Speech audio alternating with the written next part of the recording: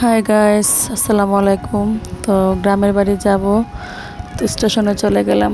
প্রায় 1.5 ঘন্টা লেট করে ট্রেন আসলো। যাই হোক, তো সব শেষে চলে আসলাম গ্রামের বাড়িতে। গাছে কাঁঠাল ছিল, তো এগুলো আসলে দেখতে খুব সুন্দর ছিল। এখনও খাওয়ার উপযুক্ত হয়নি। তো আমরা আসলে যে কারণে আসলাম, আখাউড়া চাঁদপুর, দুর্গাপুর চাঁদপুর যেটাকে বলে, রেলের পূব পাশে ওইখানে যাব। তো ওইখানের দৃশ্যগুলি অনেক ভালো লাগতেছিল, তো যাব, রওনা দিছি। তো যাই হোক, যেতে যেতে অনেক কিছু বলার ছিল, মানে কিছু ঘটনা হয়েছে। তো যাই হোক, আমরা সব শেষে চলে আসলাম চাঁদপুর প্রাইমারি হাই স্কুল মাঠে। তো এখানে মাঠটা অনেক বড় ছিল, এখানে খেলা হয় অবশ্য। তো রাজা হাঁসগুলি দেখতে অনেক সুন্দর ছিল। তো আমরা কথা বলতে বলতে চলে আসলাম। তো যাই হোক গাইস, আসলে ট্রেনের মধ্যে এমন একটি ঘটনা হয়েছে, এটা আসলে না বললেই না। তো যাই হোক, এটা আমি বলবো। তো আমার যা ছিল সাথে, ও আসলে ট্রেন যে এত ভিড় হবে সেটা জানতাম না। তো 1.5 ঘন্টা ওয়েট করার পরে যদি আবার চলে আসি, ট্রেনে না উঠে যে বাসে বা সিএনজি করে আসতে পারতাম। তো যাই হোক, আসতে পারি নাই। বা এত সময় ওয়েট করে আবার এখন চলে আসবো, এটাকে দেখতে কেমন দেখে, এই জন্য ট্রেনে উঠলাম। তো সবশেষে যাদের বাড়িতে আসছি, মামা শ্বশুরের বাড়ি বলতে এটা মামা শ্বশুরের বলতে আমার আপন মামা শ্বশুর না, প্রতিবেশী মামা শ্বশুর, মামা শ্বশুরের চাচাতো ভাইয়ের বাড়ি। তো যাই হোক, এখানে এসে ঢুকেই দেখতে পেলাম আম।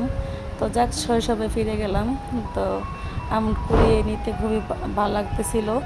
তো আমগুলি নিচ্ছিলাম। তো ফাঁকে আবার যে মামা শ্বশুরের মেয়ে ছিল, ওই আমাকে আবার কিছু পলিথিন বলছে, এটা ব্যাগ এনে দাও। তো যাই হোক, আমগুলো নিলাম। তো এখানে অনেক ধরনের গাছ ছিল, যেমন ড্রাগন গাছ, বিভিন্ন ফল গাছ।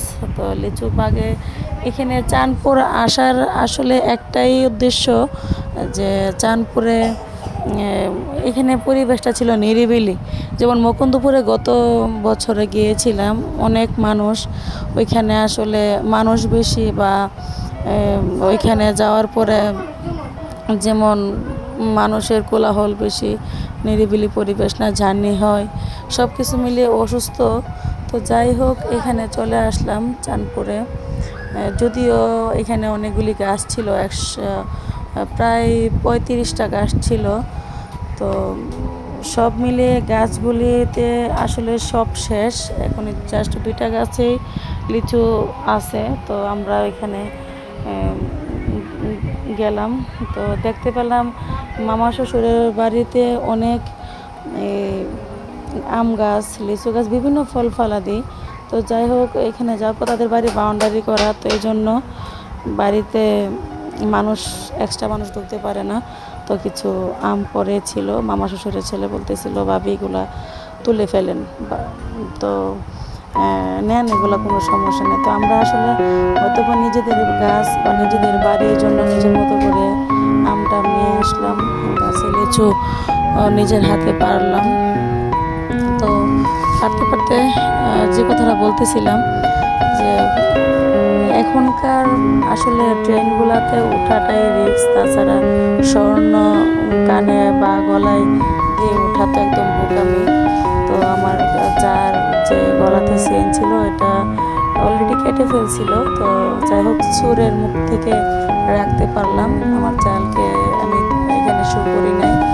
তো আমার জাল কালো বোরকা পরে এখানে দাঁড়াইয়া ছিল, তো ওনারই গলার চেইন কেটে ফেলছিল। যাই হোক, ওর মুখ থেকে চেইনটা নিতে পারলাম, এটাই অনেক বড় একটা বিষয়। জাল আমার সাথে যাবে বা গেছে, এটা আমার কাছে লজ্জার একটা বিষয় হয়ে দাঁড়াইতো। যাই হোক, মান সম্মান রাখার মালিক আল্লাহ। তো সবশেষে আমরা চেইনটা উদ্ধার করতে পারছি। চোরকে ধরে রাখতে পারি না, এত ভিড় ছিল। ওকে ধরতে গেলে অবশ্য ট্রেনের অন্য যাত্রীদের অনেক প্রবলেম হতো, উঠতে পারতো না, এখানে অনেক বড় একটা সিন্ডিকেট হইতো। যাই হোক, তো আমরা এখন লিচু পাড়া শেষ, বাড়ির দিকে রওনা দিলাম। তো স্কুল মাঠের অপোজিটে রাস্তা। তো আমরা রাস্তা হেঁটে, মাঠ হেঁটে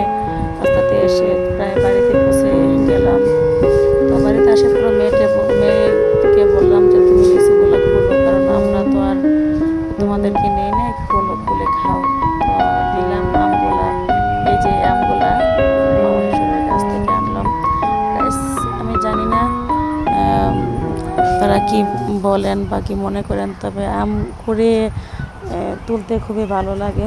তো গাইস ভালো থাকবেন, ওকে, আসসালামু আলাইকুম।